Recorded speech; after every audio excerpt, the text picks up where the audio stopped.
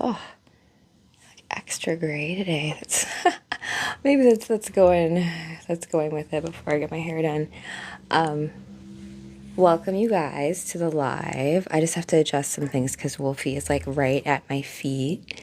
Bubba, are you gonna be here the whole time? Let me just adjust it and then we can go from there. So I hope you're well wherever you are. So I'm playing as Miss Captain America, and I'm just going to start, oh my gosh, the live by saying this was supposed to actually be done yesterday, but if we think about Steve Rogers, I like to consider myself. So let me explain my cosplay first for you guys, because some people are like, "Are you Stargirl?" Blah blah blah. I love Stargirl actually, but we're in the Marvel universe. We are going to read this pork. Hi, Red Heron. How are you, my friend? I don't know if I asked you this, Red Heron, but I know you like Hal Jordan, but who's your favorite superhero? So let me explain my cosplay. I'm old school Captain America, but I wanted to do this as a way to introduce something called like like a psychology class about your anima and your animus.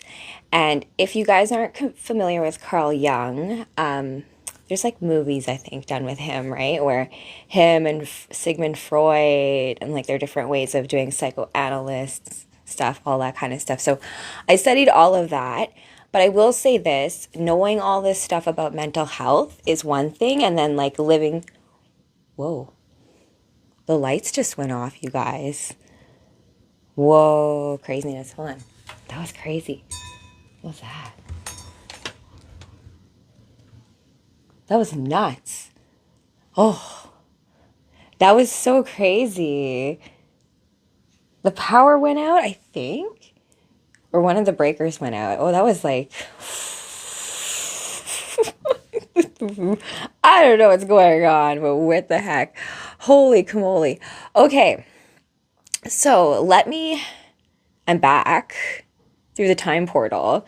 Because remember, you guys, Steve Rogers. So I'm going to call myself, I'm Steve Rogers if Steve Rogers was a girl.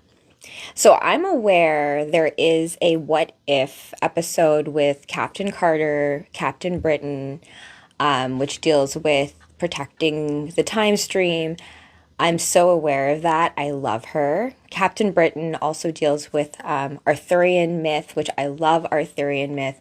And we're going to talk about Percival in just a second in relation to Age of Aquarius. But that's let's I wish I had a chalkboard behind me, right? Let's put that conversation in a box over here. So, I wanted to talk to you guys a little bit about psychology. Captain Carter, but another alt. Yes, exactly. So, Red Heron and oh my gosh, Wolfie. Oh, are you serious right now? Why are you literally going exactly where?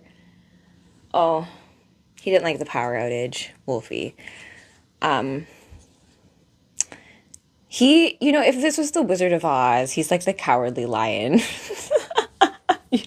Wolfie, come on, you need some courage, right? And today is all about cultivating courage in yourself. So I wanted to talk to you guys a bit about this concept of the anima and the animus. Just as someone who, how should I explain this? I was like thinking about this to myself before I was going on the live. So this is face makeup, right? So I wanted to do a whole segment on like makeup for mental health. This idea of even like war paint right before you go into battle, like putting on your persona. I love all of that kind of stuff that's encoded in symbology, like the Egyptians and how they created certain things like eye makeup to, yes, be like hygienic, but also there's like double entendres when it comes to beauty and all that with the theme of redemption. Oh, I'm loving what you're saying, you guys. Look at my little gray streak in that. So this is the longest I have not dyed my hair. I've dyed it since I was 16 and I am 40 right now. So I guess like in honor of Cap being like 90 years old, even though we look great. I relate to being almost like a being out of time. Oh, 2G, I love that you love this content. We're gonna get into some time travel stuff. I'm gonna read you guys from here. I'm so sad, you guys. I'm sorry, all the comic book aficionados are gonna hate me, but I smushed this comic book. I it was like I'm in between places right now, so just to let you guys know, if you're new here, welcome. I'm Rachel Z. It's taken me so long to kind of like come up with my little boilerplate of like, what is my live about and why are you in dress up and like, why do you do astrology sometimes? Like, what are you doing? I'm like, I'm here to tell you guys stories. And it's more from a perspective of us seeding new myth. We're in a period of time overall globally where we're entering a new age, right? Like we can call it age of Aquarius. Haha. And this will be a good segue to talk about Percival, just because I know that if Arthurian myth, I guess isn't it like public domain? Like, could anyone just use Arthurian myth? Someone tell me. Like, 'cause I think Robin Hood you can do that with, where you can just use that particular, like in your own storytelling, you can take these mythological heroes and use them to empower your own stories, which is awesome. Let me just read the comments.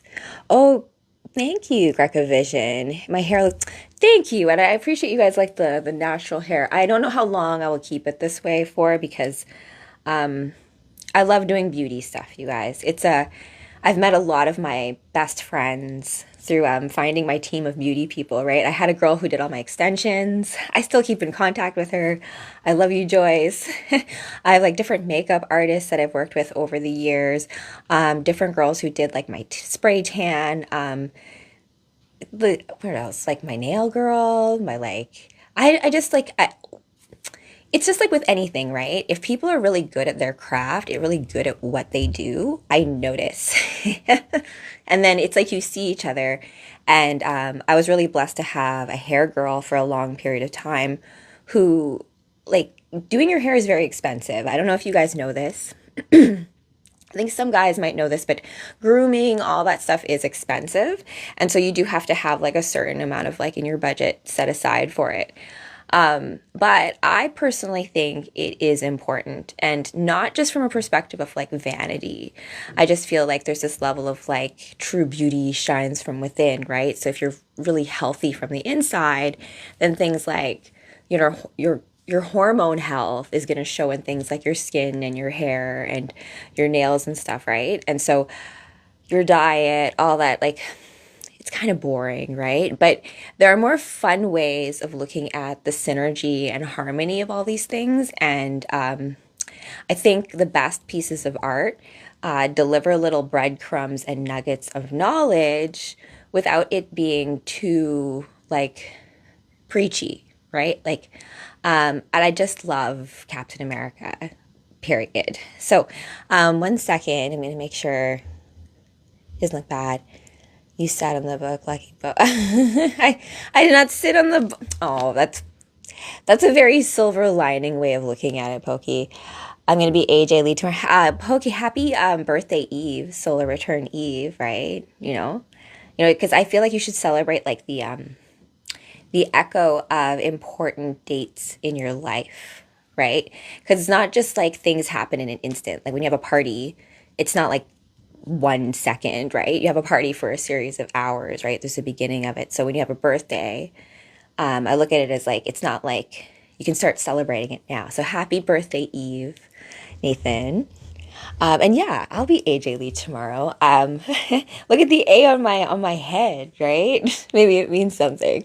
Oh wow. And I also was trying to do curlers on my hair earlier. I spent a lot of my time in hot rollers.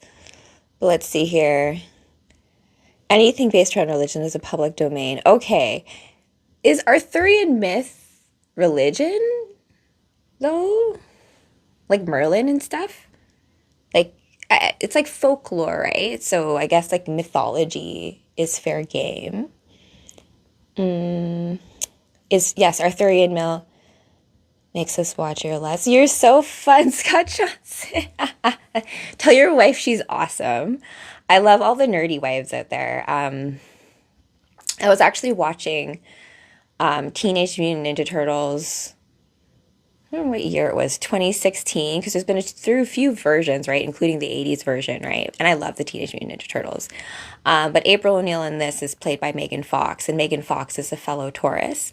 She's hot, right? Like, regardless of all the other drama, she's just, if you just look at her and she's like, and I watched it, I was like, you know what? She's not as annoying as I, like, thought she was. And in the movie, what did I catch? Casey Jones being like, oh, you guys have such pretentious names. And April's like, I gave them those names. And so it just goes to show that, like, this idea that, like, if you look a certain way, people think that you can't be into certain things, or you couldn't possibly game, or you couldn't possibly like these heroes or these comic books.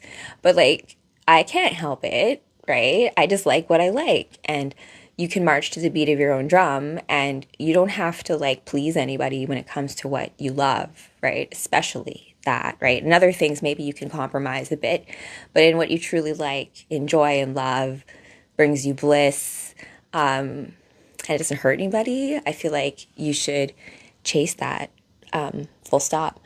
All right, you guys are really sweet. Your wife is so I saw Wolverine Deadpool again. It's really inspiring. Wolverine reminds me of my dad.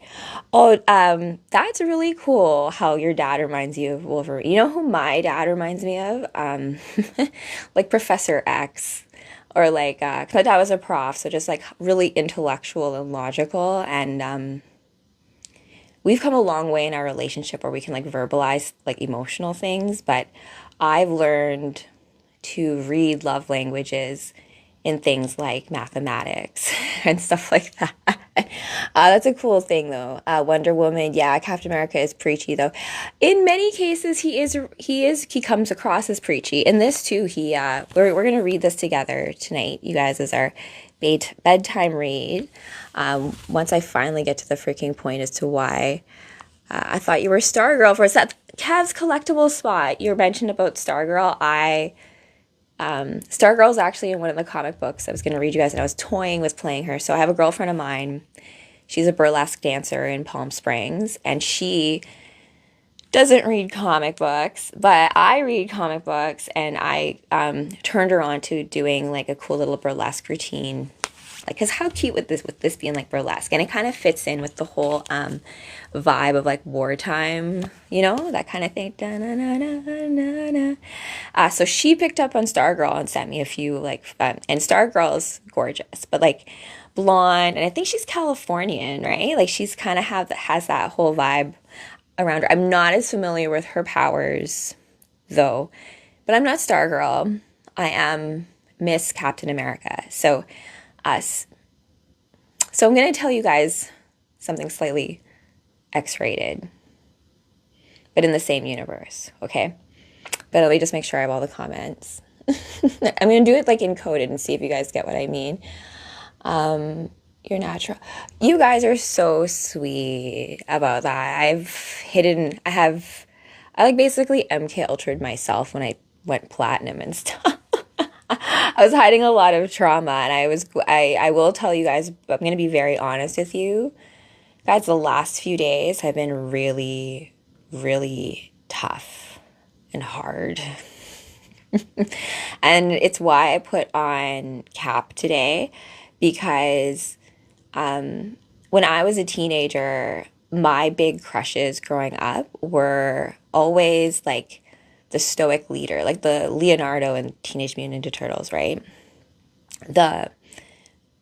You have to shoulder the responsibility of the team, right? This idea of, because you are looking out for the well-being of the team, you have to make these certain choices, right? So like I love that, right? But you have to also realize that like certain archetypes like that make them like unavailable to be fully present for other things, like let's say like emotional needs at a personal level, because you're busy like saving the world and whatnot. Right? And so it's like one of those things of like how the different ways in which we love people right? And Steve Rogers, specifically for me, growing up as a teenager, he's who I thought I wanted in a partner, like who I thought I wanted in like a husband. And like, if I had to be like, okay, like, I'm going to marry this man. I wanted a Captain America. But I realized that wasn't quite the case. It was more that Captain America is who my inner masculine is. And I don't mean that, like, it gets so confused, you guys, with like drag and like trans stuff. And like, I think people should embody, like, have the freedom and just have the ability to be who you are. If you're not hurting anybody, just, you should be able to do it. But this place has such a hard time with it because they can't put you in a box. And if they can't put you in a box, then they can't categorize you and put you in the meat market and do whatever with you, right? You're standing as like a unique, you know, can't stop me kind of situation. But where was I going with this? Oh yeah, so the inner masculine, inner feminine.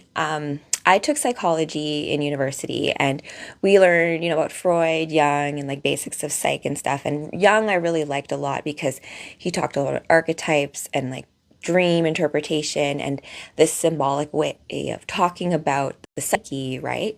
And so he talked about like every man. Oh my gosh, let me just make sure I'm not glitching out. I'm gonna bring this a little closer. Thanks, you guys. My street is in great danger. Oh, I love female wrestler vibes. The Saint. Oh, Trish Stratus. Oh, I have like a wish list of ladies I would love to work with. And I was talking to a few friends of mine because I went, oh my gosh, I'm jumping ahead of all the different stories I have to tell you. Because yeah, I had a mental health crisis over the last few days, caused by my mom. So I did a video with you guys, I think a few weeks ago about narcissistic people, relationships, like if you have narcissistic parents, things like that. Interesting thing to note, if you guys are familiar with the show Space 1999 from like the 70s, Koenig, as my hubby likes to call him, Martin Landau, and his wifey Barbara Bain, their daughter actually plays a vampire in Buffy the Vampire Slayer, and I freaking loved Buffy the Vampire Slayer so much. I wanted Buffy to be with Angel forever. I did not like Spike. I mean, I like Spike, but I didn't want Spike with Buffy, but that's neither here nor there. But I think what I've noticed is when it comes to these strong, powerful female characters, right? They have come from the imagination of men, right? If we think of like, even like Supergirl's creator is like Otto Binder, I believe his name is. And if you think of any of these super hot female characters, right? It's like a man is like, oh, all right, I'm going to make him up. Because I know what that's like because I am writing my own story right now. And so when you are imagining who is the hero of my tale, you can, I take from real life, right? So I take from the individuals and characters in my own life, and like we can kind of weave a hero's tale around that, right? So let me see. Where's hubby tonight? Hubby is, oh my gosh, he's working on a whole bunch of stuff, you guys. We've had to reorganize a lot of things. Come back tomorrow for a female rest. This is my prep for it, you know? I love Megan Fox. I just feel bad for her sister for acting career starting. That industry is not very nice to beautiful girls. Whatever you consider beautiful. It like loves to just ruin girls. Well, not just girls, like ruin beautiful, right? Like that sweetness, just like that beauty. Like, I don't know, there's like this weird thing that like puts you up just to try to like tear you down. Like, oh, you think she's hot, but like she's vapid, or she's this, or she's that, or she's not. It's like, who cares? To quote Mariah Carey, like, I love Mariah. When people try to like start beef with her, be like, oh, what about this chick? And she'll be like, I don't know her. So it's like, well, I don't know. And I don't, right? And that's the thing. How audacious of us to like form opinions about these people. Like, and I get that they're celebrities and their stories are in our faces all the time. But like, I only have this much information to form a whole opinion on, and I have cognitive other resources that I'm using. Like trying to put this face mask on took a lot of like steady hand, right? You're using your face as a canvas, that kind of thing. Oh, Gwen Stacy. Oh, hello, hello. Yeah, it took me a second. Peggy Carter. So I wanted to just get into a bit more of Miss Captain America. Yeah, so this is my own custom character, which Gwen Stacy, I think you'll appreciate. So let me just explain who I am, because I don't exist in comic books. I exist in like Rachel verse, my universe, my own imagination therapeutic universe. So let's put it this way. I have a husband. I've been married for like, I don't have my rings on right now because I want to get new rings. There's a whole story behind it. I'm not going to get into it now. But I've been married for over 10 years now. We got married in 2015. Wolfie was also born in 2015. So we celebrate Wolfie's birthday. Like, I know how long we've been married, as well as how old Wolfie is. So about 10 years old. 10 years old, our marriage is. And it's funny, right? Like, there's this idea, like, before you can really have a contract or partnership with someone else, you probably should be a whole complete person in yourself, right? But most times we're not, right? And we have an idealized version of the other in us, right? Because in our own imagination, like when you're having like sexy dreams at night, right? And so like me envisioning like Steve Rogers all sexy and hot and stuff, that's just me. You know what I mean? Imagining what like a hot guy would be like. And me and my hubby talk about this all the time because he thinks like because I'm like a hot chick that like I go around just like feeling myself and like being like, wow, I'm so hot. I'm like, no one does that, eh? Well, then I thought to myself, I'm like, actually, maybe some people do. I don't know. Like, but me personally, no, I don't. I do actually struggle with a lot of like self-body image issues and all that kind of stuff, which makeup and beauty and all this stuff has actually helped me deal with, right? Because I feel like I really have connected with Marilyn Monroe as a character, just because she's had a lot of little sayings which I resonate with, just like, you know, every little girl, and I'll say this, every little child deserves to feel beautiful or pretty. Like, even if they're not, like, you shouldn't feel like you're ugly. Like, ugliness is more than just like this like physical appearance thing. It's more about like your soul kind of thing and where you're acting from. Who do you think makes the best couple? Ooh, tough question, RL Doza. Nightwing and Batgirl or Nightwing and Starfire? That's, oh. We're in like different universes too, but technically speaking, I'm in like, if we're playing D&D, this is like almost like above table-ish in Dream World situation. MJ Road fan, Nightwing and Starfire, high school love. I would say, oh my goodness. You guys, I feel like I have a lot of romantics in the house, myself included. So Steve Rogers, I relate to the love that I had when I was immature before I actually got into any kind of steady long-term relationship, right? So as I was saying, when I went off into like my memories, I've been married for 10 years, but prior to that, I dated a lot, I guess. I would call myself like a serial long-term dater.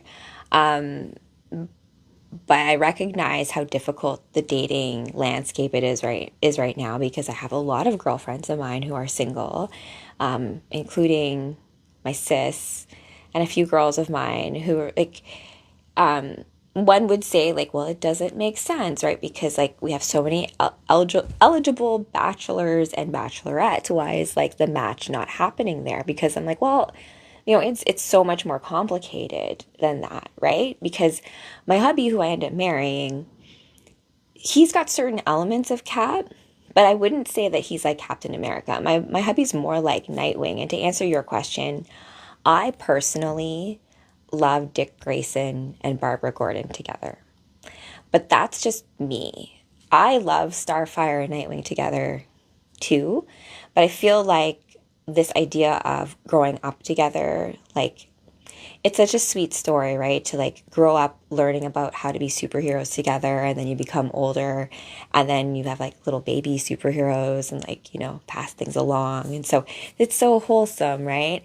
So that's just my pick. I love Batgirl and Nightwing, Dick Grayson together, right?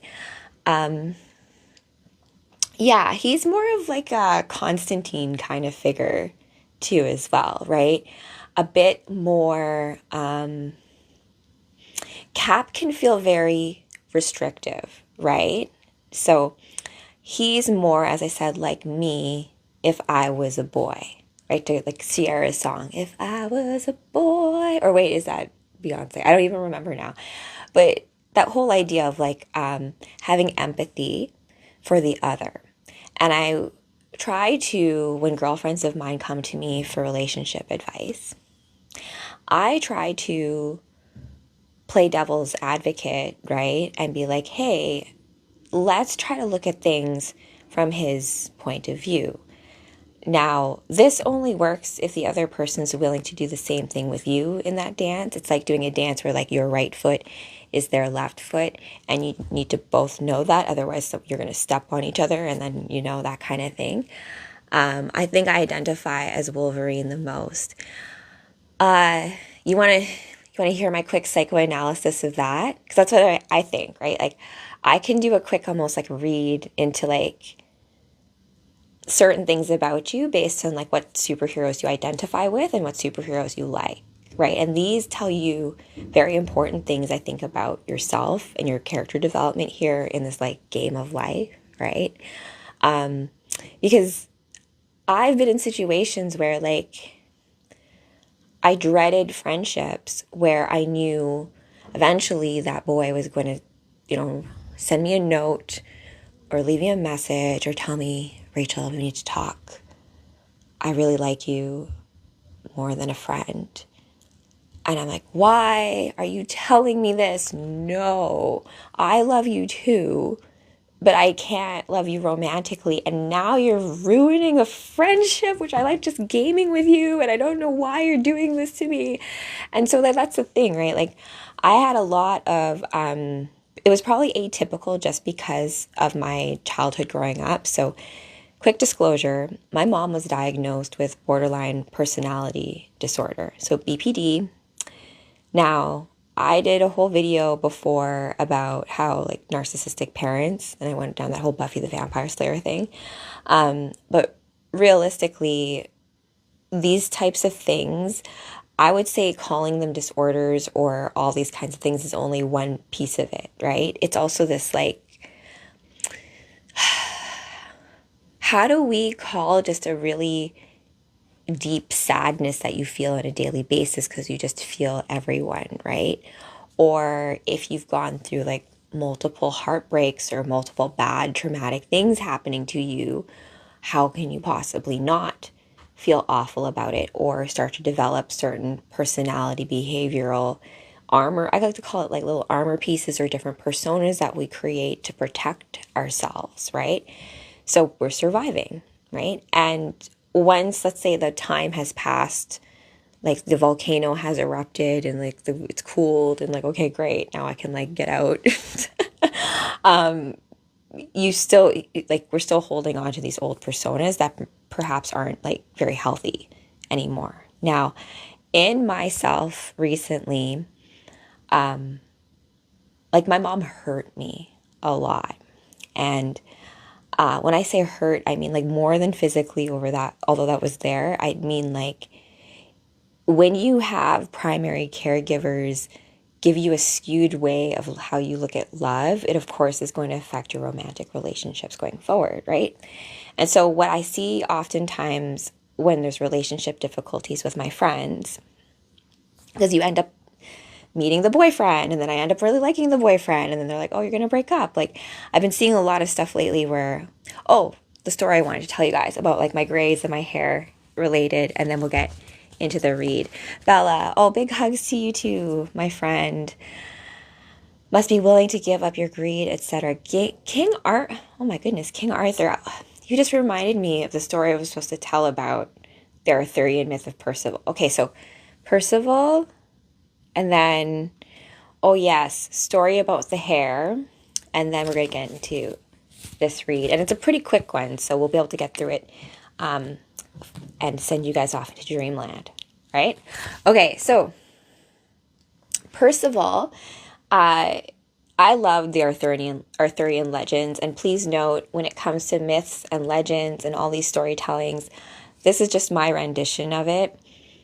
I am running from my memory banks, which sometimes I find with stories. Like if I don't like something, I'll just like edit it in my head and remember it the way I want it.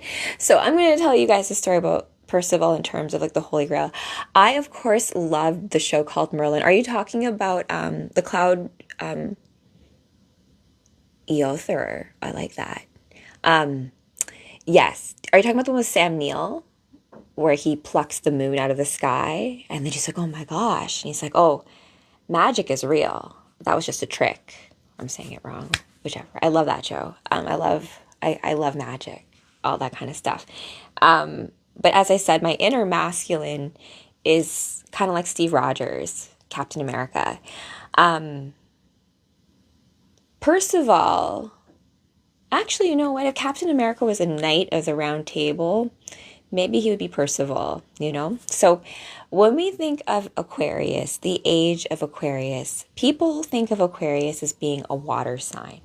But Aquarius is not a water sign. Aquarius is actually an air sign, meaning mental, right? Meaning that's why you get all this messaging around it being like, oh, we're going to ascend to a higher level of us being, right? And like that's cool, right? But being just in this mental state constantly is tough if we don't do things like ground ourselves. Like, can you imagine, like your brain's not going to get very far if you don't breathe, right? Or eat or do a bunch of other stuff. So there does need to be a synergy between your different energy centers in your body. And that mirrors like, I guess, greater rules or laws of the universe, right? Hey, I'm playing as my inner masculine Steve Rogers, so Stephanie Rogers. But the knight Percival, I watched a movie called Excalibur the other day, which is from the 80s, and I remember this story about Percival just from the movie, okay? So, this is after like Camelot is fully established. You have like the Knights of the Round Table. Things are good, you know, yay, parties at the Camelot, quests, all that kind of stuff. There's still some like weird stuff between Guinevere and Lancelot. That's why Lancelot doesn't hang out a lot, but with that to the side. Helen Mirren's also in this playing, oh my gosh, not Mordred. Mordred is the son, but not Queen Mab. Queen Mab's from the show. Anyways, I was talking about Percival. So I was talking about Aquarius, age of Aquarius. Age of Aquarius, if you look at Aquarius, the sign, which is actually, is it here yet? It's like we're on the cusp of it right now. So we're also talking about a turning of an age thing, right? If you join me as Supergirl and us reading Final Crisis, a big intel drop in that is that the world is frequency and vibration. And so music, which you can see like around my neck, right? Music and song, right? Is a way of encoding other information that like, you know, words, you know, beyond words. It's like when you're saying a word and you add different emphasis on different parts of the syllables or the syllables, right? How you say that word versus when you write it down, it matters, right? And so, and then intention behind it, all that other stuff. Now, Percival in the movie, Lancelot doesn't stay around Camelot too much because Guinevere's much too sexy for him. So he's like, oh, I need to stay away from the temptation and like do like other things. In the stories I read, Lancelot already has a wifey named Elaine, right? Elaine of the Lake. And so like his cheating on her is another like double cross. He like both crosses on Arthur and his wifey. But in this case, Percival comes like he like wants to try to kill Lancelot, I think. And then Lancelot like easily gets rid of him, but then like the guy like after being bested by Lancelot respects him and is like, okay, let me train with you, let me train with you. So Lancelot's okay. Let me bring you to Camelot. I'll dump you there. So he brings Percival to Camelot as a boy, and his very first job is being a cupbearer at the Round Table. Now, later on, right? So now remember this, you guys, because I caught this in the movie. So the cup at the Round Table, when things are good at Camelot, right? Things are joking. Yeah, things are great. Percival's like young at this point, right? Just like a squire. And he's like, oh, great, hear this. And the other night's like, squire, fetch me my mead, all that kind of crap. So snapshot there, time passes. And if you guys aren't familiar with the Arthurian legends, Guinevere and Lancelot have an affair, and this fractures Camelot, right? And it's crazy how like that infraction, right? The cheating in a relationship, in a love relationship, that's what brings down an entire like golden era, right? Of course, there's other nefarious forces at play, right? You have like dark magic and all this kind of stuff. But Arthur was also conceived under certain kinds of pretenses, even though like the ends, like there's like a lot of common stuff with that in like Dune, where like you're playing certain genetic lines to get a certain type of being or energy signature that can conduct certain stories, right? Hey, Timmy. Yeah. So Percival, keep this in mind. So it's a boy. He's been humbled, got his ass beat by Lancelot. He's in Camelot, serving Arthur and his knights the cup as a boy. Now, this betrayal happens, right? So Camelot is basically now under attack by Mordred, who is, oh my gosh, what is Arthur's half-sister's name again? Morgana, there we go. Morgana's son, Mordred, of course, is like inbred, right, as well. He's like, I want my throne and all this kind of stuff. And Arthur at this point, I forgot the timing of all this, but like the quest for the Holy Grail happens near the end, the tail end of Camelot, right? I interpret the quest of the Holy Grail as almost like this idea of like Christianity kind of takes over, like, because, I was a Catholic. I am a Catholic. Whatever. I don't want to get into a religion chat, but the institution of the Catholic Church did a lot of stuff against doing magic, right? So it's kind of this way of symbolically showing like how like kingship was once like something that was like magically ordained by dragons, and it's becoming something more of this new God, the one God, Catholicism, blah, blah, blah. And the quest for the Holy Grail, I looked at it as this. I'm like, Arthur, if you just stayed at home and made sweet love to Guinevere a bit more and made her forget all about Lancelot, maybe you wouldn't have been away and your house wouldn't have fallen into disarray, right? But you had to go on your quest. And I think Beowulf has this kind of thing as well. Jason and the Argonauts, right? Like have this like beautiful quest where they're like, yeah, I'm king. I pulled the sword out of the stone. But like, now how do I end this story, right? But luckily for us, there are many endings to Arthur, but the one I love the most is that he goes off to Avalon, right? To come back when we need him most. So love that. The hero return, the return of the king, that kind of thing, the promise, right?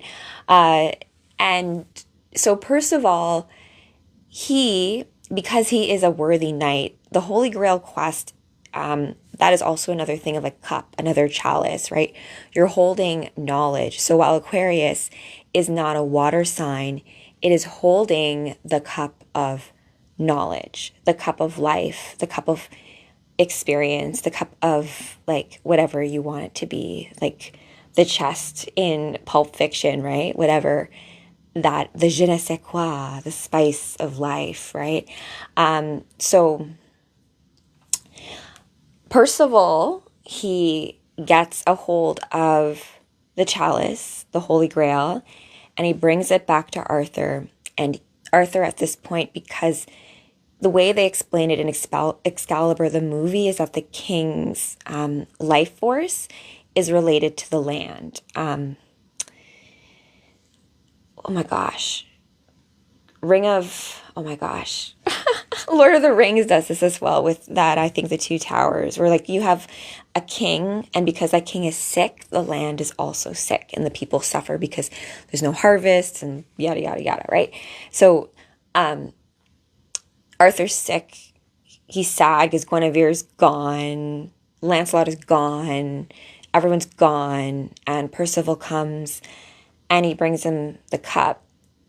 And Arthur, it's cool. I recommend you guys go watch the movie Excalibur, because there's like, if you have the eyes to see it, like I've watched this movie a long time before, but then because I'm like 40 now watching it, I'm like, oh my gosh, I see. And also, you guys, Excalibur glints green, just like the Green Lantern green in it a lot. And they call the lanterns the Emerald Knights a lot in the DC universe.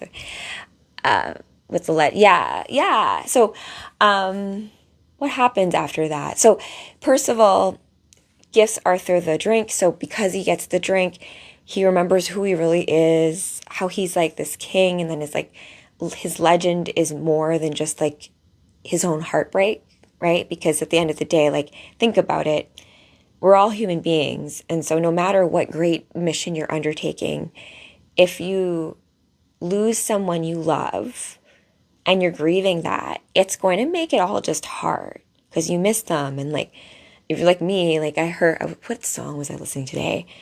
K-pop Demon Hunters. This is what it sounds like. I literally like broke out into tears, and I'm like, I have to redo my makeup because like I can't. I feel it, right? And so it's all just about learning how to modulate that. And in myself, my inner masculine self, right, is someone who does the right thing even though it's hard, is scared but does it anyways.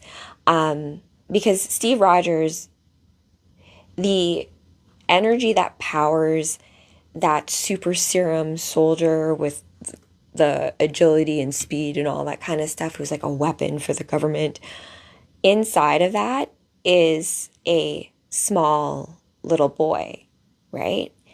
And it's just like this idea of like, you know what it's like to wield strength when you know what it's like to be weak, right? And how you treat like those meekest around you, and like that it matters and all that kind of stuff. So my inner masculine is much like that. And so I've had to heal the relationship of my own inner masculine and inner feminine, because my inner masculine went through kind of like a beating from my inner feminine, thinking that she was owed a bunch of stuff.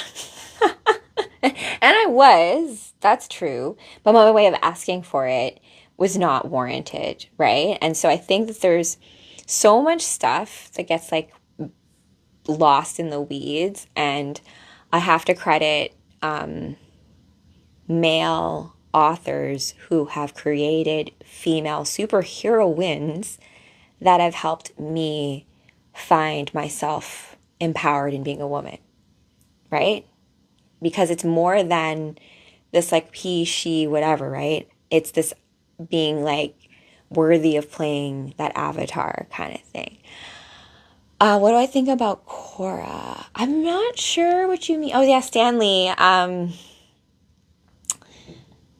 It's funny you mention him, but I'm not going to get into it right now. Let's get into the read. Let's do some comic books, right? Enough preaching about stuff, right? So I welcome all of you guys to nurture both your inner child, but also the inner, mirror, the opposite of you, right? Try to have, like, stand from the other side and be like, okay, if this is like a movie clip and I watch it from this angle, am I right here? Because I have been always just like, I'm always right. And I am usually, right? But sometimes I get it wrong. I read the signal wrong, right? I'm very sensitive to all the things that aren't said, right? All the space between the notes, right? The spaces between, and not everyone is. And I have learned that I can have a bit more forgiveness for that and maybe teach people how to maybe be more aware of it, or maybe I just need to hone my signals a bit more, because sometimes we deem people as hurting us or wronging us, and they didn't mean to. There are other things when people have malicious intent and you never let people walk all over you, right? You stand in your truth, right? Like how Captain America says, right? Like when the mob and the press and the whole world around you is telling you what's wrong is right, it's your duty to stand like a tree by the river of truth and say, no, you move, right? So that's a really important message. It comes, I think, also originally from Mark Twain, but regardless of like saying it exactly word for word by heart, paraphrasing it, it's about how does that make you feel, right? And when you're able to have that courage, that like, oh my gosh, I'm so freaking scared, but you need me, right? So I'm scared. I'm going to run through the fire and I'm going to get you. I might get burned. I might get hurt. So I better hope that I have a lot of adrenaline and maybe like a good pump up song, and then let's go, baby. I'm going to do it, right? Cuz I've always just been that type of person, just naturally. Like, if you're my friend, I'm not just going to leave you behind, right? And I don't know why, like in more friendships, like we just don't have like, and it's okay. Like if you have friendships where like, they're not going to be the type of people like that for you to clear that space so that you can have people in your life. Because we only have so many resources. We can't be like that close bestie to every single person, right? So choose your team, right? Who your party is, right? And sometimes we choose wrong. Like I've chosen wrong, but maybe it was right for who I was at that time, right? When I was 25 years old, right? Is not the same as when I was 33, right? So I welcome you guys to kind of like play with that a little bit and maybe personify, create superheroes, create personas behind who you were at these different parts. And like, I really love how Grant Morrison put it in terms of, you know, these different mind forms that exist, all the different bad things in your life, the different problems. We can personify them as the villains, and then we take our heroes and we put them against them, right? And then you figure out a way through it, because the good guys always do, right? I think we end up in like a pit of despair, right? Where we're just like, oh my gosh, it's all over. This is so horrible. Nothing's working. Oh my gosh, what am I going to do? Maybe reach up and be like, help. And then you'll almost kind of hear the divine being like, oh, I was just waiting for you to ask. But how to ask the question, right? And how to know in what way to get the help we need, that's a whole other story. So, just in the blessed. Yeah. All right, guys. So to all of you guys who vibe with my Boy Scout crushes, I love my Boy Scout guys but then as I said, not really the person I would marry, right? Because I need a little bit more of an edge to that person. I want someone who's like willing to sneak out at night and like say swear words and stuff. Like Superman, you can't swear in front of him. Captain America, he's basically like a 90-year-old man in like a younger body. So, you know, it's like hanging out with my grandma and stuff. So I went home to Winnipeg for my granny's 100th birthday. And of course, like, I love stories and stuff. So I spent some time with her friends, you know, they're telling me the stories. And I was like, wow, you're all like kind of Cap, you know? So I crushed the bottom. Oh, don't hate me. But I did pick this one up from Silver Snail. I forget the date on this. I think this is like 90. So we'll see. I love the ads in here as well, because you're just like, wow, it's like a little time capsule into the past. So here we go. Yeah, I know. My granny's awesome. She's the best. And also it was really fun to have a lot of her friends tell me. So my grandfather has since passed away. Rest in peace, George. My grandpa George. And he was a force. I don't know how else to put it other than that. But my granny, she's much more like very sweet, peaceful, genteel, right? Gentle, wonderful. And so a lot of our friends are just, you're like, your granny is like an angel on earth. And I'm like, yeah, I'm really, really lucky. Like, I have that in my genetic code and stuff like that. And she's just awesome. She and my grandpa used to be like, they used to competitively lawn bowl together till she was like 92. So, like, stay active, you guys. Do what you love. Stay social. Like, she still walks around, no problem. She's faster than my auntie and my dad, mainly just because they were like bickering the whole time. It was just funny for me to see like age, right? And we are what puts limitations on ourselves when it comes to like, oh, by 28 I should be doing this. By this time I should. So we set these weird guidelines, I think, for ourselves internally, and then get frustrated with ourselves when we don't hit them. And then when we do hit them, it's on to the next goal post, which is impossible. And then we just like, it's like, that's a hamster wheel that I feel like corporate culture and a lot of other societal things like keep us trapped in. So we don't have the time and space just to kind of like sit and be like, you know what? Do I want to be doing this anymore? Like, is this fun anymore? Like, do I care? Maybe I did once upon a time, but maybe I just need to like sit for a moment and like think about it, right? I have guidelines too. Yeah. Okay. So let's begin the read, guys. I can shuffle money towards people with angels' help, but they can't be shuffling money my way. I think when we talk about manifestation and stuff, it's funny. So tomorrow I'm playing D&D with my Dungeons and Dragons group. I couldn't do it last week because I was not in the mental state to do it. I was dealing with my mom, and like, I am gonna put that all together because mental illness, that is so misunderstood in our society, right? Like, we kind of like blanket it with like this big thing of like, oh, depression or like this and like anxiety and that. I'm like, yeah, but like it's like so much more complicated. And I don't think the best course of action is just like throwing SSRIs at everything, right? So I've had to kind of like think to myself how to deal with looking at how I can make a difference in that whole mental health conversation, because not gonna lie, the whole world is in, I think, a mental health crisis, right? We could kind of use a miracle right now, right? Some good news would be really nice instead of the constant barrage of like the headlines, right? And I think a lot of us have been like fatigued by it. But then like, what is the alternative, right? In terms of the stories that are meant to nourish us. And so that's why I've kind of like, oh, why don't we just go back, take it back to the future, right? I won't assume. It takes time as they approve. Yeah. It's like, I always like the analogy of communication or magic or any kind of like intention, or anytime you're in relation with someone else. I read a really good book about like your chakra systems, which are like your energy systems in your body, right? Where your root chakra is like, survival, where you get like, I'm me, Aries, hi, here I am. Yeah.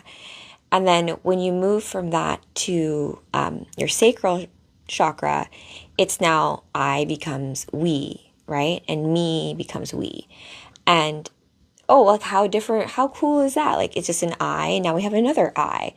But that connection is like everything, right? Because each I is so different, and then like the connection between the two is going to be unique too. And so all the different, like, it's so hard to say like rules in a relationship, right? And so this is a really long road around to explaining how, like, when I play D&D on Thursdays, I love my group so much. So I think I was like, D&D for mental health. My character, Mayari Moonchild, she's a rogue elf, moon elf. She's a badass. I love her. But she rolls high for attacks all the time. She always lands. Her arrows always kill people. Even if she's not even trying to kill people, she'll kill them. So my crew is always just like, oh my gosh, Mayari and the rolls, like, because I usually roll high, like natural 20s. And I have always kind of been like this way, if you want to say like just like lucky. Like I've won like different draws for contests. I've like called in and like won stuff on the radio, like in like a weird way. Like I can be lucky like that. I don't know how to describe how it is to like when you know just when to pick something. Now I don't like gambling. Like I have a few friends of mine who like love poker, like a few friends of mine even when I was growing up who love to do like fantasy football leagues, all these kinds of things, like betting on horses, all that kind of stuff. Like that stuff never interested me. Like I like going to the horses to see the horses, and I'll pick based on like how how I like, I'm like, oh, that horse, I like how that horse looks. I don't even care about like the odds. I'll just pick that one. So like I just pick based on that, and like I just look at it as more like fun. It's just another game, right? And I think if we take the model of the fact that like reality in life is much more gamified, we can also look at where we're spending our time, right? Time is not what, we have been taught it is, right? The Gregorian calendar, everything's off from the moon, blah, blah, blah, blah, blah. 9 to 5 calendar, not the best way people work necessarily, all this kind of stuff. Work culture, give me a break. I'm out of it. I'm happy. But time is still needed, because otherwise, if there was no time, if you had no beginning, middle, or end, you'd have no story. Like this story right here, you have to have like a cover, you have to have an end, right? Like, so you need, for this comic book to exist, you have certain parameters for it to be here, right? Time is needed for us to have the expression of life, right? Because death is an ending so that you begin the next thing, because you can't, if you're playing a game and there's a game inside the console already, you can't play another game until you remove the game out, which I guess like now we don't play games like that anymore. But anyways, let's go. Now I can pass. Okay, here we go. But you know what? The easing of suffering, I have a saying, right? Like pain, I'm not going to take credit for this quote though, but pain purifies the soul. So never think that your pain or your suffering is in vain. Although you don't have to suffer. That's a different thing, right? Sometimes I think we end up in like prolonged periods of it because like we feel like we need to, or we're like atoning even for like other people sometimes. But what's yours is not yours either, unless you are trying to do that for a loved one. But that's okay. So Stan Lee presents Captain America: Peace on Earth and Goodwill to Men. So we have the Defenders, which I don't know if you guys are familiar, because we got like some old school comic book outfits, but it's the Defenders. And they're captured. The shadows and silence are broken by the squealing of a door, the rude intrusion of light. But the four sleeping... Fairies? I don't know what that means. The four sleeping captives, that's what it looks like here to me, do not stir. They dream on, unaware that their own lives and perhaps the fate of the world itself hangs in the balance. Feels like me, like I'm off in dreamland, perhaps I'm needed to save the universe, but gotta catch my Z's first, right? So, the muscled guards enter carefully, ignoring all but one of their captives. With a gentleness that belies their archaic militaristic garb, they lift the man up, carrying him from the darkness. Onto the harsh light of reality. Interesting way of putting it, I believe. A look of distant interest on his face, the overseer of this operation watches. Oh, I've got to make sure. If I don't touch the screen enough. Oh, to verify I'm not a bot or AI or anything like that.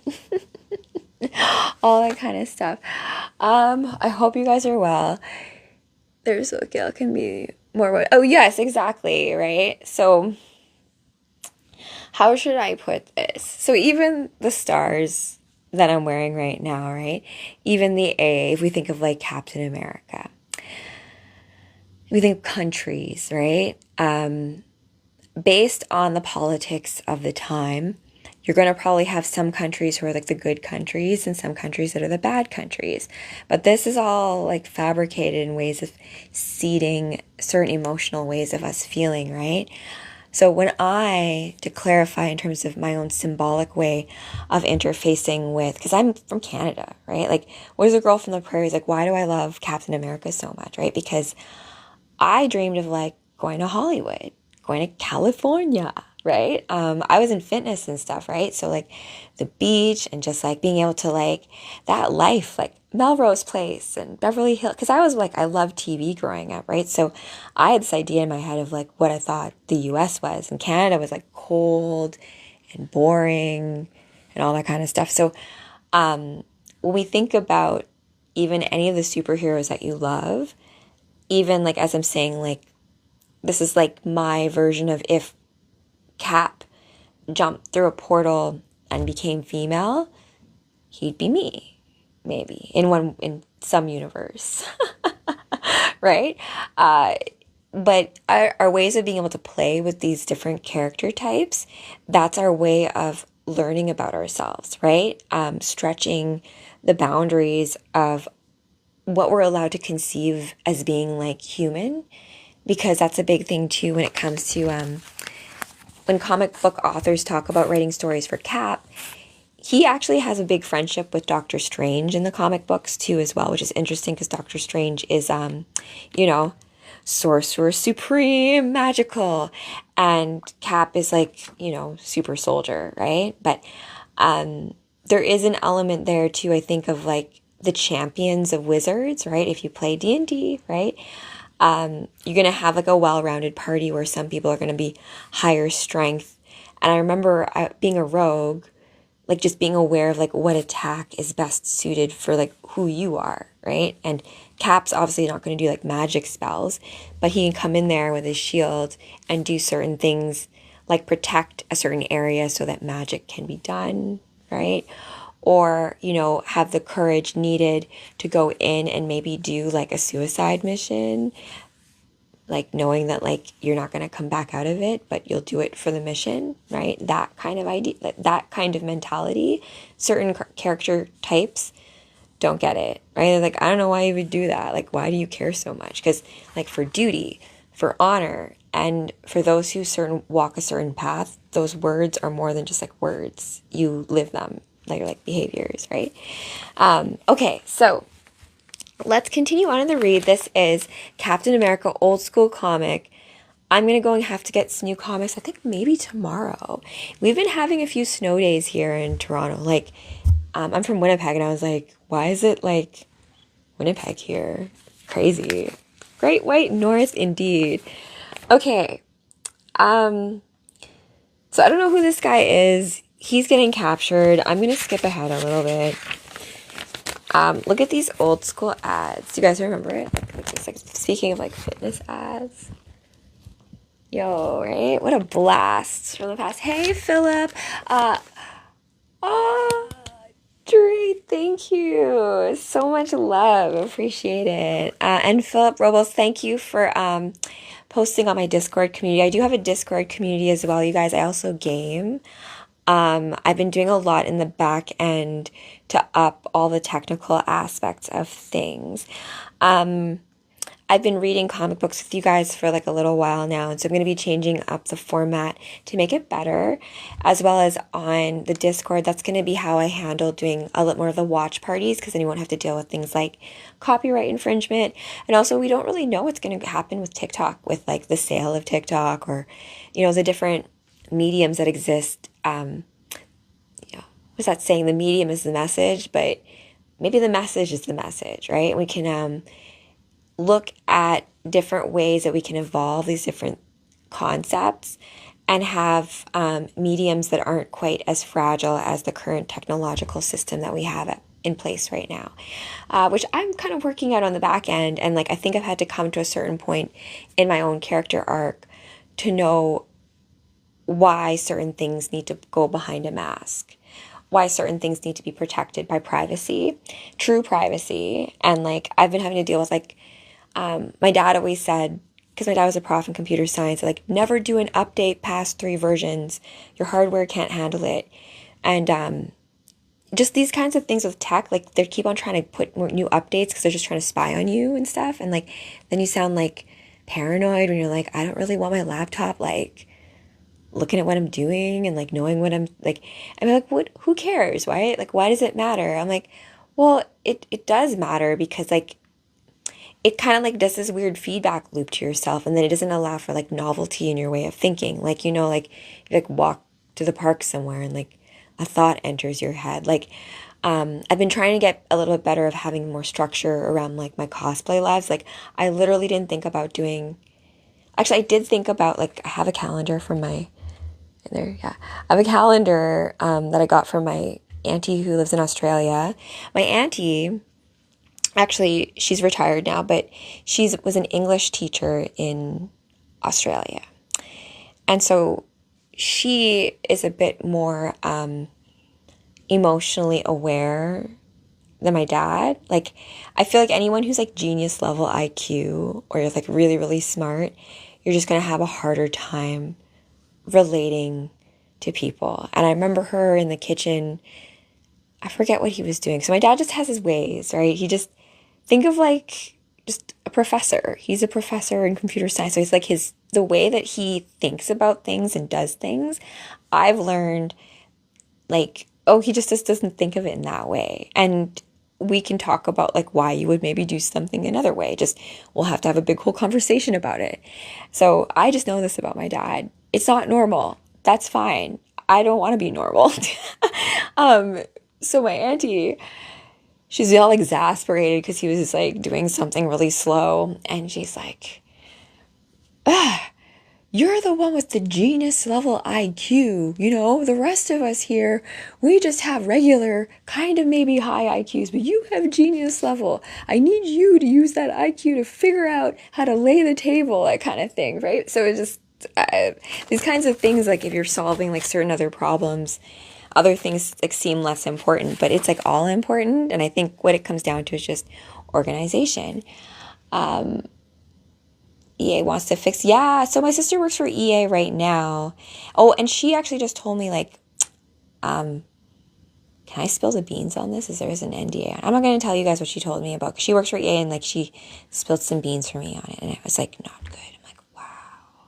I feel sad about the state of gaming, to be honest with you. I love gaming, just because like, I have a lot of core memories built around gaming in the basement with my friends, Halo, Mario Party, Mario Kart. You know, I just have a lot of memories with my friends, and a few of them aren't even in this dimension anymore, meaning that they've passed. So it's hard for me to hear that, like, you know, kids today growing up, like for myself, I was like really shy. Games were a good way to like break the ice with other kids, right? Like, you know, if you like play a game together, that's then easier to like talk about the game, and you can like talk about things, because I always found it hard to like, I don't know this person, what the heck am I even going to say to you? So if you play games together, like it's like you can laugh at it. It's just playing Ninja Turtles together, right? So yeah, oh my gosh, Red Heron, I loved GoldenEye so much. Who did you play as? What character did you like to play as? I still play as what was her name? Xenia? Xenia on the top. Is she in that game? And then Octopussy, she wasn't in that game, but you know.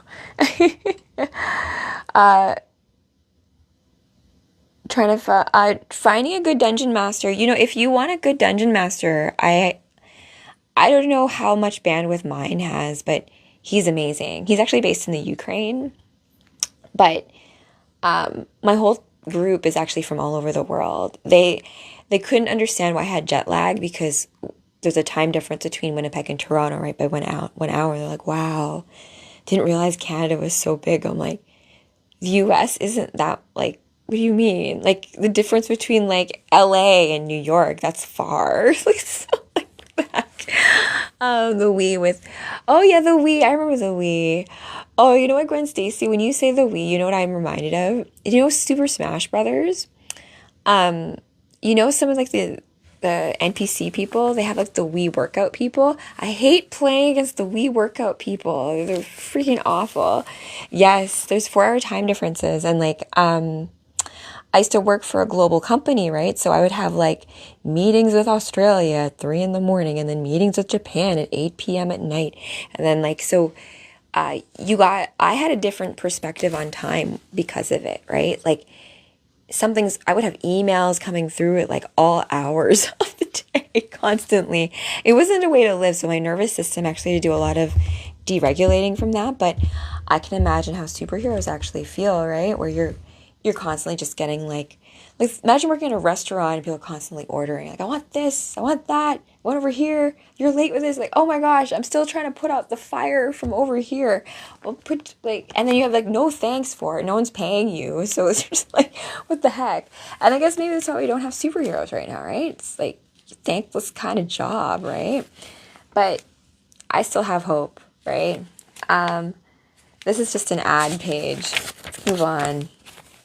Okay, so Cap, I'm not blonde here, but I spent a lot of my life chasing being blonde. I still have the tail ends of my bleaching at the ends here. Bleaching your hair, of course, very, very tough on it. There's ways of doing it healthy, but my hair girl, Dorothy, I love you, girl. She lives in Mexico now.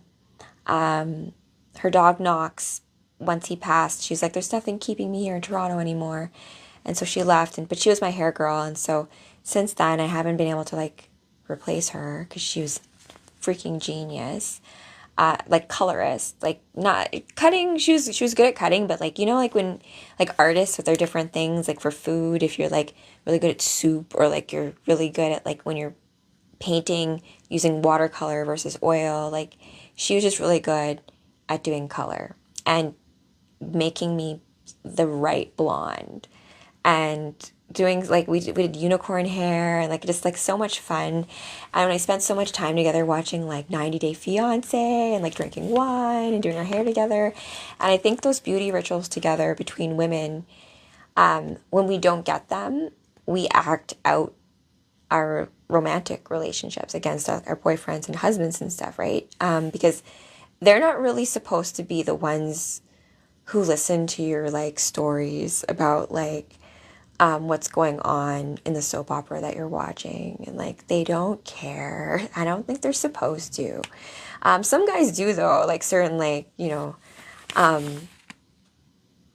like I mean like movies in general. Like if you like certain things like that, you can talk about that. But like I just mean that like going get your nails done together and like petties together. Like yes, you can have like your hubbies there, but like the vibe of like your girlfriends. And Penguin, thank you for the heart me. We have to battle soon. Sorry, I haven't been able to lately because I need to get a different mic, which is coming very soon. I'm going to have a different setup coming up so that it'll be easier for me to like, even if I have the good mic, to be able to hear you as well. So I don't end up with like feedback and stuff like that. So we can do that very soon.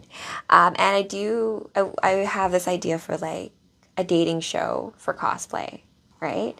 Bachelor number 1, Bachelor number 2, for like, let's say, Poison Ivy, I feel like deserves someone. Well, I mean, Poison Ivy and Catwoman are together, I think, in some universes. But hey, it'd be fun to play fun little dating games with those different characters, right? Considering what we know about some of their relationships, because we can place it in time as to like they haven't met yet, right? And that's the fun thing about playing with parameters such as time. Speaking of which, let's go back into time. Penguin and Catwoman. Is that your pick?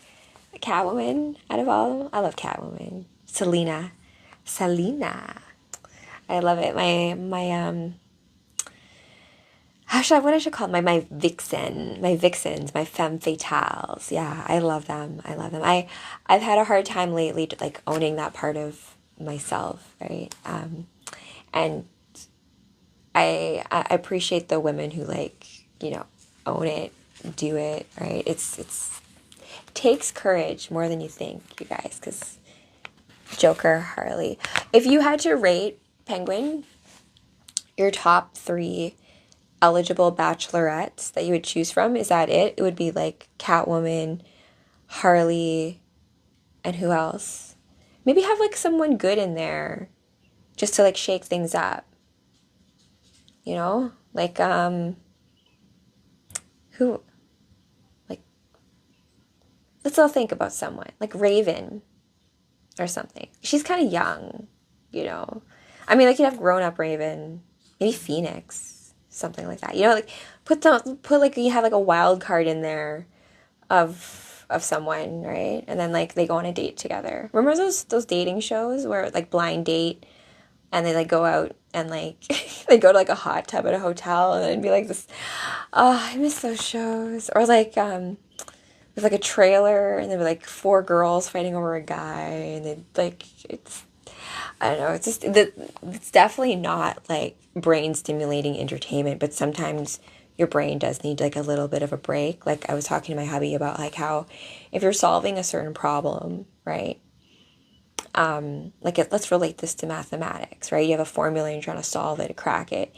Or if you're like thinking about something even emotional in your life, right? And you're thinking about like, well, how can I win this person back? And like that boy band, like, I just want you back for good. I want to win her back, right? How am I going to work through this? Sometimes you just need to take a break, laugh a little bit, like talk to someone about something stupid, and just like get that, like shift that frequency a bit. Because like what I do with my bestie the other day, like she sent me this thing about this guy who was like living out off the grid, and he's like went pooping out in like the forest, and like he wiped, and then he realized there was like 3 bumps on him. He's like, oh my gosh, I have ticks. I need to get them removed. So anyways, it was this gross story, and I watched the whole thing, and I was like, thank you for the distraction. And she's like, no problem.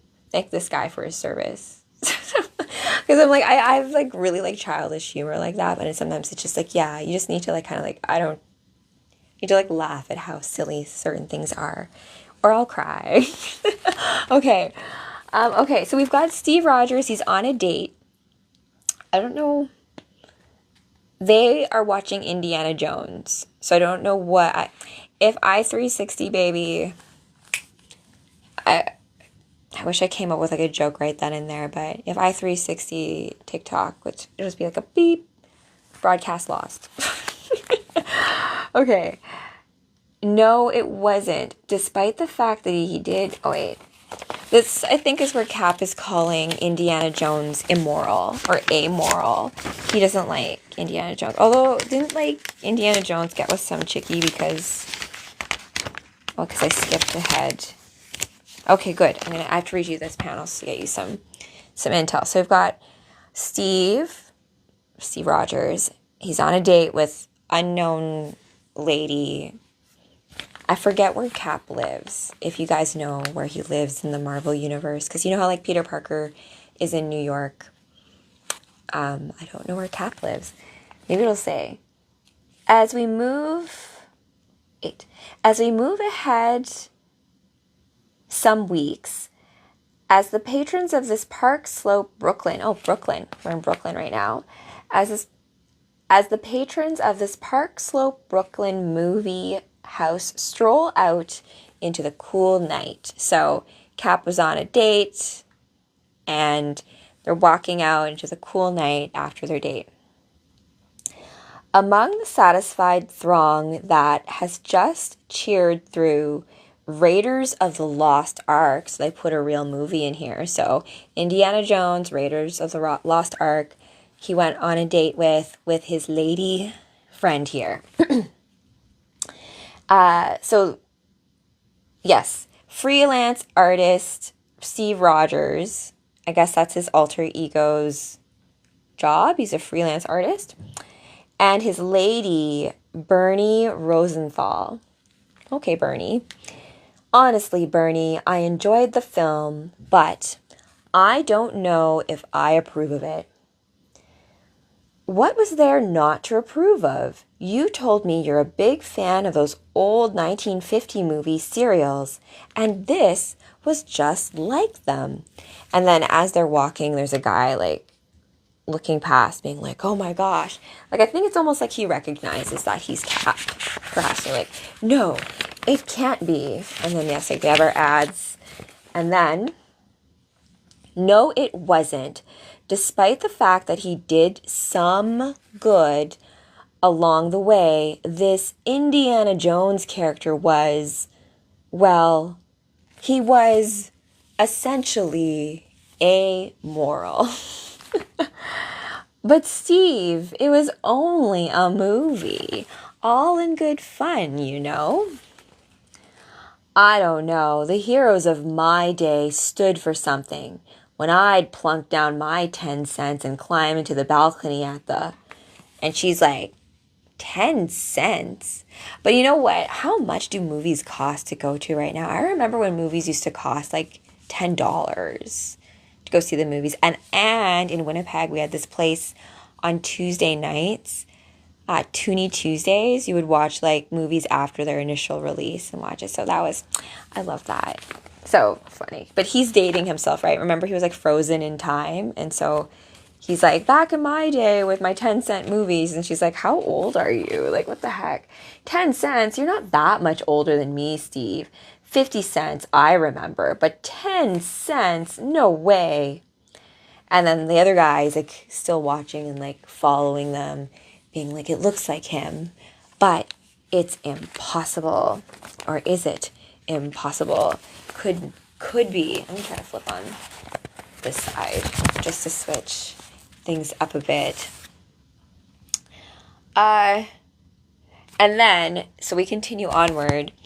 That's not the point, Bernie. I'm concerned about the children who will be seeing this film and taking that man, Indiana Jones, as a hero. So Steve Rogers went to go see Raiders of the Lost Ark with his lady love, Bernie. I don't know who that is. And he doesn't like Indiana Jones because he thinks that the hero is amoral, and he's worried about the kids today watching this movie and then being like, oh, they think that that's what a hero is, right? And then as he's saying this to her, she says, oh, you're so old-fashioned, like, so hot. Like, that's what I would be like. I'm like, oh, you're so gentlemanly and, like, old school. I think that's why I love you. And, oop, she did it. She dropped the L-bomb. Get ready for him to run, baby. Right? So as she says, it's like, you are so old-fashioned. I think that's why I love you. Those last 3 words slip out without any conscious effort.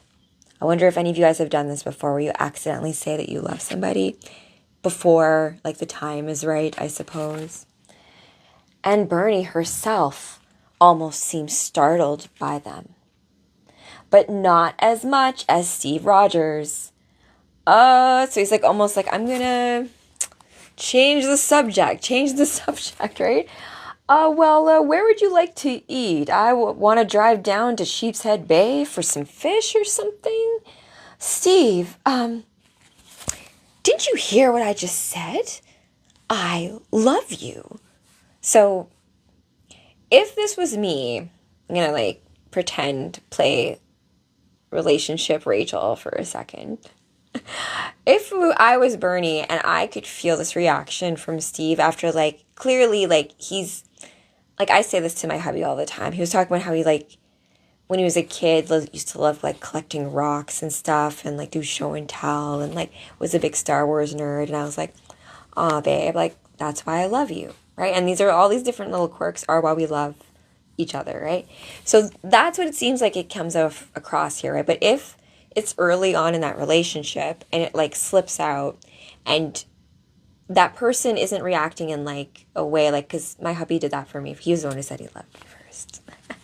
And then I said I love you too because I felt the same way. But like you can't plan it sometimes, right? Because she was just in the moment. But if she felt like he was being uncomfortable, I would have rolled it back, right? I've been like, just all right, you're not feeling it right now. Doesn't mean he doesn't like you, right? But like he's obviously not comfortable with like that much right now, right? So instead she doubles down here, being like, didn't you hear it? I'm like, oh, girl, he gave you an out. You could have just been like, oh, okay, yeah, let's go. Let's do dinner. She's going to make this a thing.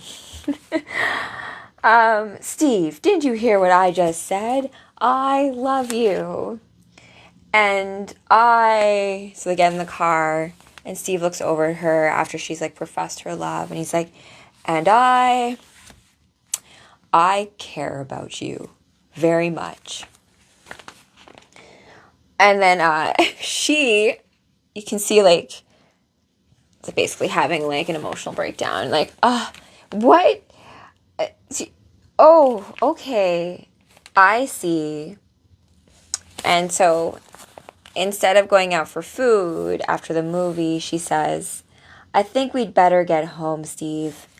I just lost my appetite. And Steve's like, I'm confused. But Bernie, please, home, please. And then creepy guy is like in the corner still watching this whole time, being like, I think it's him. And so the VW bug, it's funny that Steve Rogers is driving a VW bug. I just find that funny. I don't know. As the VW bug drives off towards the Brooklyn Heights brownstone where both Steve and Bernie live, although I guess you are in New York, and if you're going to drive a car, the car cannot be very big. Leaving not just a trail of exhaust fumes hanging in the air behind it, but some unanswered questions as well. And resolutions. Thank you for the heart me. Welcome to the Cosmic Comic Book Club. I am Miss Captain America. Right, in this case. I mean, like, some sort of alternate universe in a case.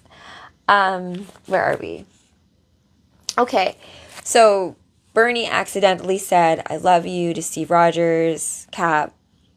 He tried to change the subject to, like, dodge that whole situation, and then she was like, okay, double down, take me home. I guess he did take her home, and now he's home and he's like, I think, confused. So later after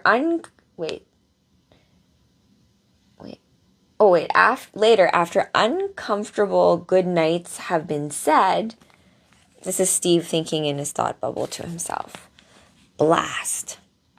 What's wrong with me? That's the second time in as many days that Bernie and I have had a fight. Some flowers and a few kind words cleared up the last one. But this? Still, what else could I possibly say to Bernie? I never... and no girl wants to hear this. Like, I never even thought about loving her. I think that someday I could. I just don't feel it yet. The only women I've ever had any deep relationships were with Peggy, right? Peggy Carter, right? Were Peggy and Sharon. Wait. Oh, yeah, and I think they're both the Carter women, right? We're both Peggy and Sharon, two extraordinary women in extraordinary circumstances, right? So old school. There's so much I don't know about normal man and woman. And so as he's pondering the logistics of men and women relationships, a huge headache hits him. It was yellow and had a Batgirl symbol. Oh, really? That's cool.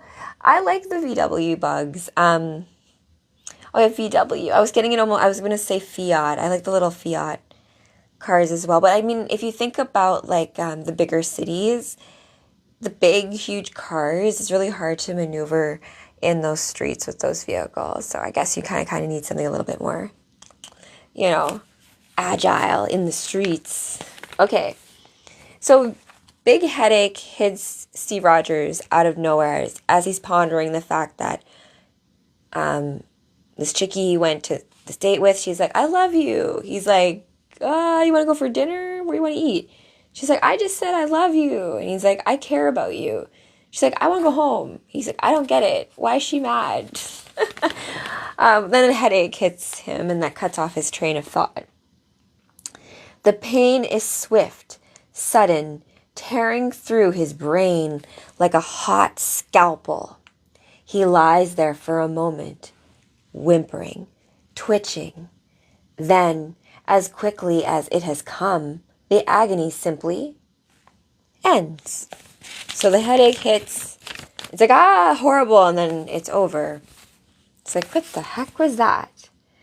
So I guess that sharp headache, the pain that it caused Steve Rogers, I guess he's a big guy, and it caused all this ruckus in his apartment. And it's like Friends, maybe, a New York apartment where like, we can hear you. So his friends rush through the door, and Steve, what happened? That scream. Are you all right, buddy? Josh, Bernie, I'm fine. Fine? You're white as a ghost, and you're trembling. Come on, Steve, let's sit you down on the couch. I said I'm fine. Josh, really? I just fell asleep at the board, had a nightmare. Must have been a doozy, too. Well, I still think that you should sit down. Look, I appreciate the concern, but it's really unnecessary. I have got a lot of work to catch up on, and I can't do it with you two hovering around me like a couple of mother hens. But Steve, One stern look drives Bernie and Josh Cooper back to their respective apartments and drives Steve Rogers to action. So, cue transformational sequence. Dun dun dun. This is a job for Captain America. I don't know how he got that from the headache, but I think they reveal later it's like a psychic message that comes through a headache. So if you guys get certain, messages from the other realm, sometimes they can appear as like headaches or like ringing in the ears or things like that. So, I don't know. He's like, I need to go do something, show off my chest and such. And drive Steve Rogers to action. Nightmare my eye. That was a call for help. And I think I know exactly who sent it. Outer clothing is quickly peeled away. Oh yes, Steve Rogers. Outer clothing is quickly peeled away, revealing the legend beneath the man. Revealing Captain America. So he's off. Big jump. The shield. Quick disclosure. My first foray, or my first love of Captain America, the character, actually was playing Super Nintendo with my friend Laura in the basement, playing the Avengers. And I loved playing as Cap because his shield, you could throw it, and it had like range, like the side swiper games. I always like to pick characters that had like good range for enemies, right? It's like when you play Ninja Turtles, you play Raphael, and he has no range. Ooh.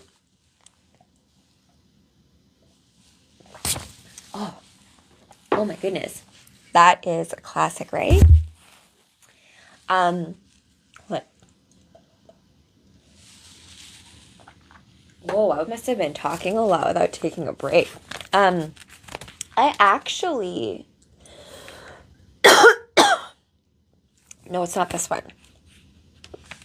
There is actually one where you got like a free card with it. So, holy camole. Yes, it is. Range is always good. Yeah, that's exactly it. I think if you guys have just gotten here, I'm only going to be here for maybe another 15 minutes, let's say. And I've done this as like kind of like a way to like heal my inner divine masculine, right? So even though I'm a woman, right, everyone has an imagined sense of what the other is like, right? Like in our dreams, in our stories to ourselves, even when we like, like I've done this, like when you're stewing at home, you're like in a fight, like like a love fight, there's a word for that, where like it's a lover's quarrel. Yes, a lover's quarrel. And you're stewing at home, thinking to yourself all the things that you think that he's thinking, and then you're like, how crazy is that? Like, there's no way that I know, really. And like, really, maybe how we got here in the first place is me doing that same behavior. But alas,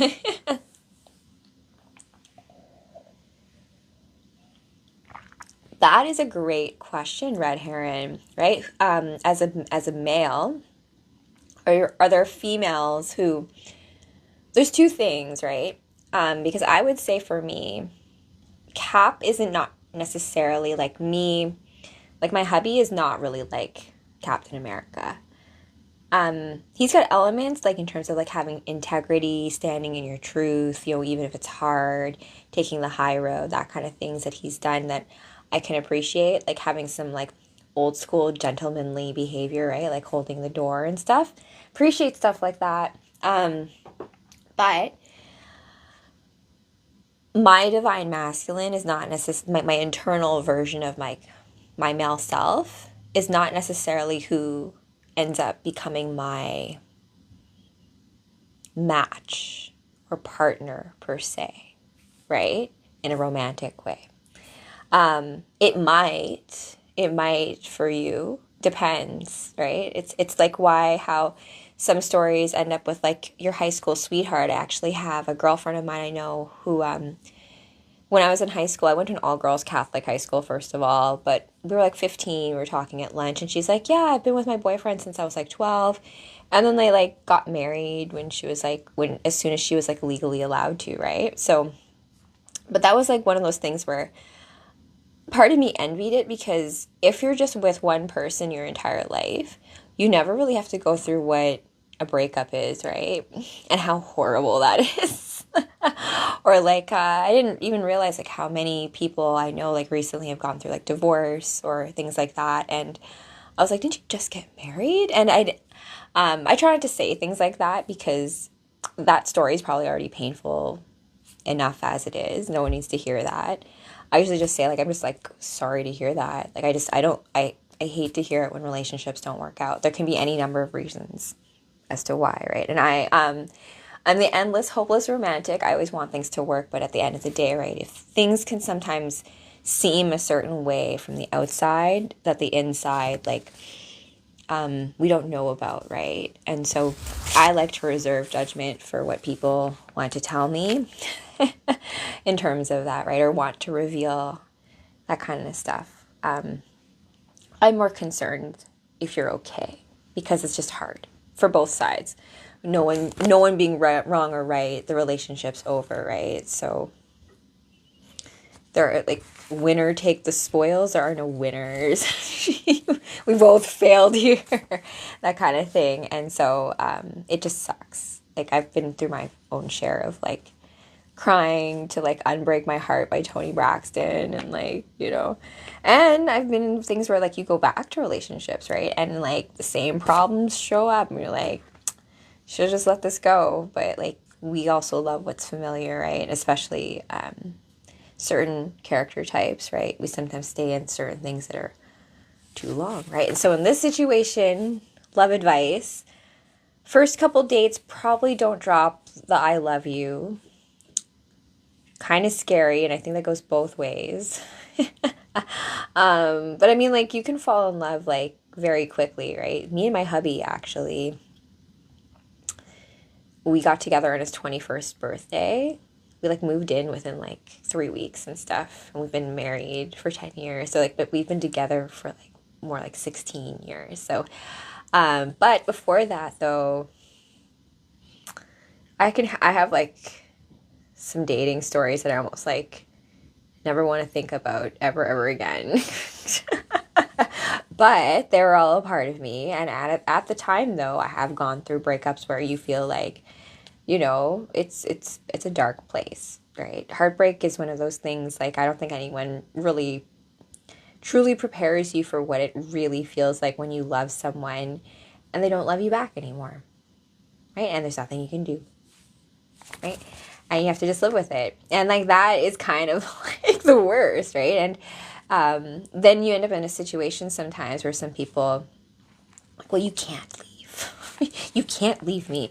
And then cheating happens and people feel like they're trapped or like imprisoned in their relationships. And that's not good either, right? So it's a complex complex thing, just generally speaking. Relationships always are.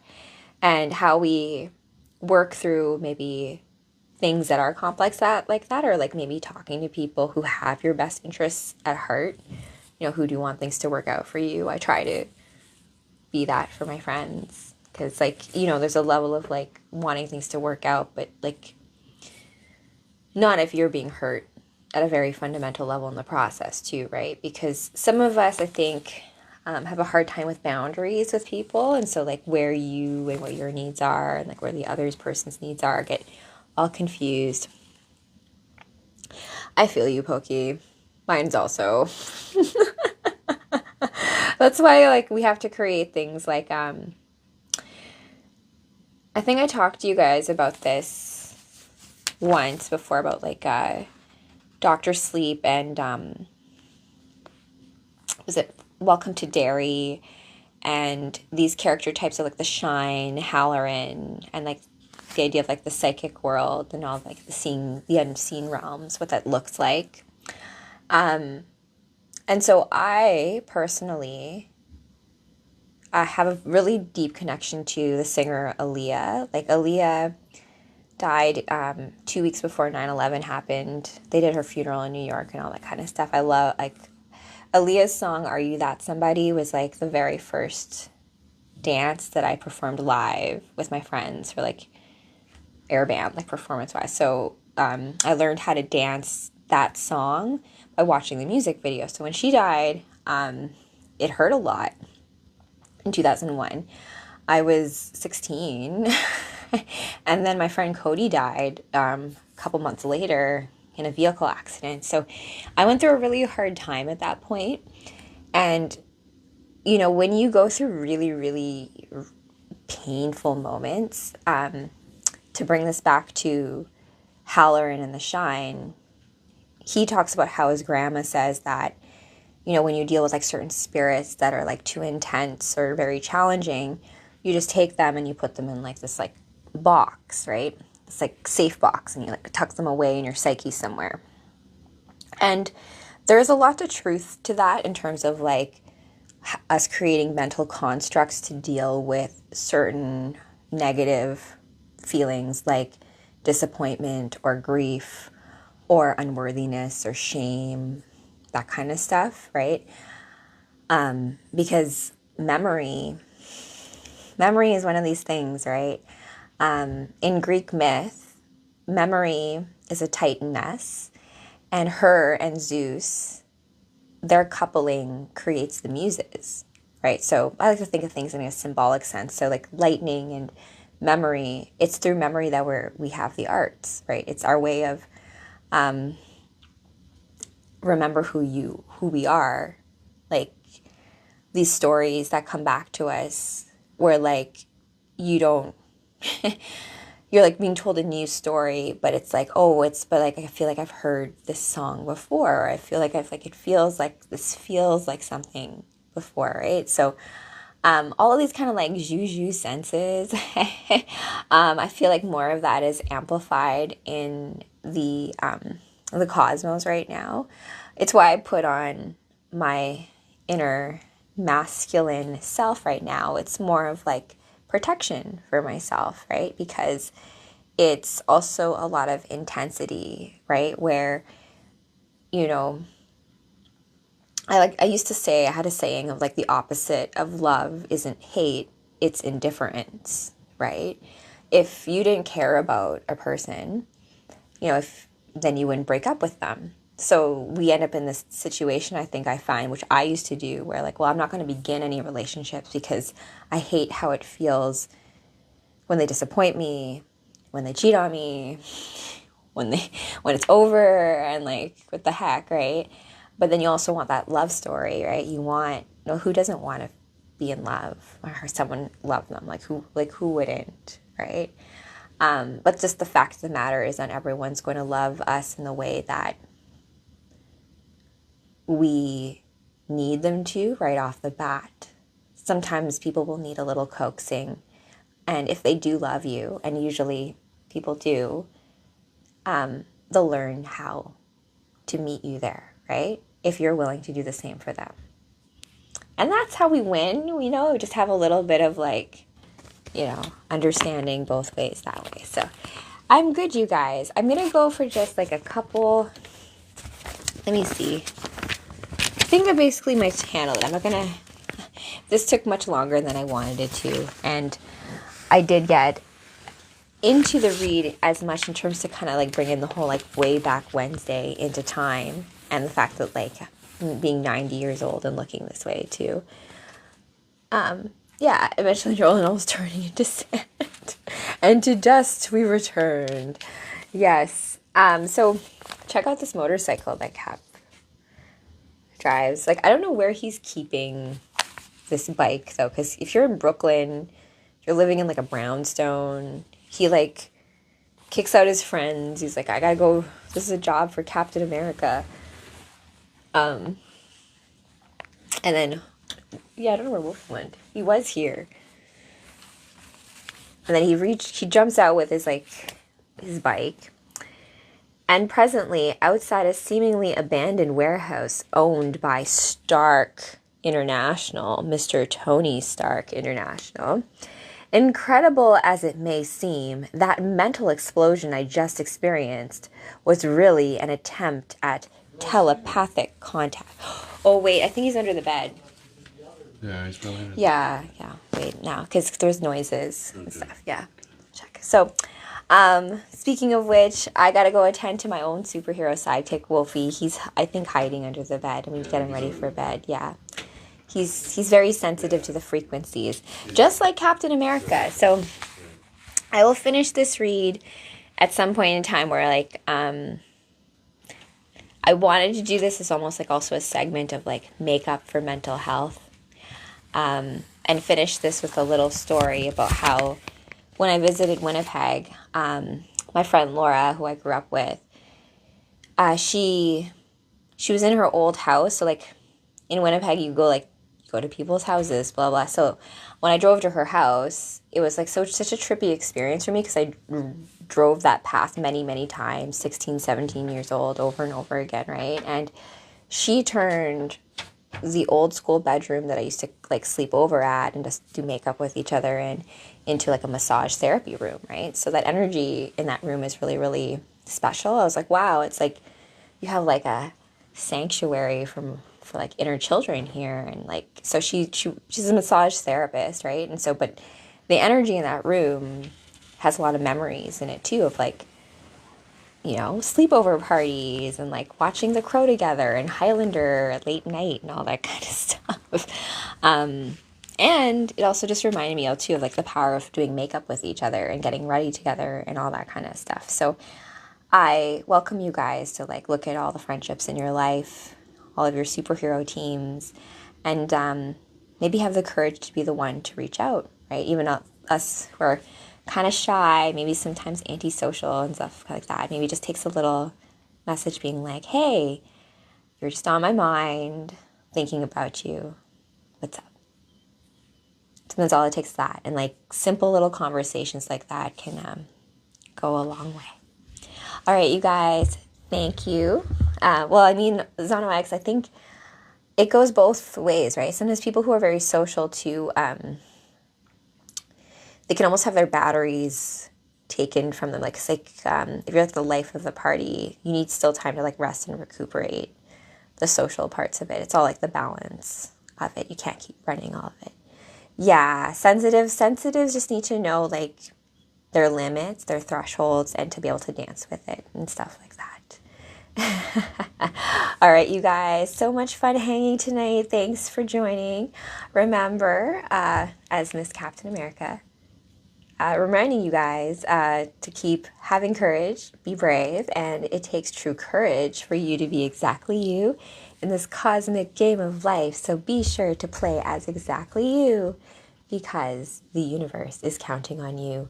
But no worries, I have your back. Good night, Cap. Avengers, assemble. But remember, sleep time first. Early day, you guys. Rock and roll, Jose.